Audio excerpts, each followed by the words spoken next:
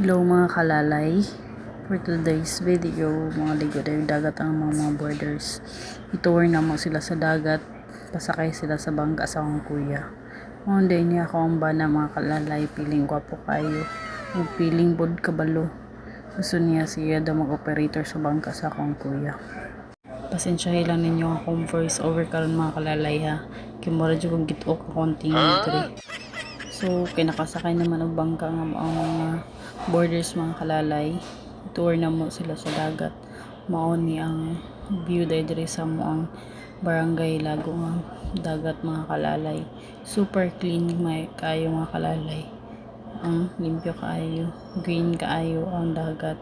Makita po nimo ang mga corals mga kalalay nga wala ginabunog. Ang mga nag-tour lang murag bunog mga kalalay, pero ang dagat diri sa mga kalalay virgin pa jud kay ni mga kalalay. Pareha ni nagkalo og black mga kalalay, virgin pa kay mga kalalay. Shout out di ay ani among border nga taga Katuad mga kalalay, criminology student of Glen Institute of Technology. Ug pag-abot na gyud sa ang area nga liguan mga kalalay, wala na gyud ni nagpadugay-dugay ang mga borders. Nangaligo na gyud sila og dagat mga kalalay. Nadagma pag yun si Rasmea mga kalalay tungod siyang ka-excited maligo og dagat. Atik-atik dayon siya og langoy-langoy mga kalalay para ingnon nga wala siya nadagma.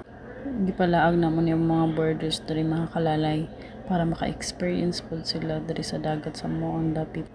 So mao lang to mga kalalay. Thank you for watching.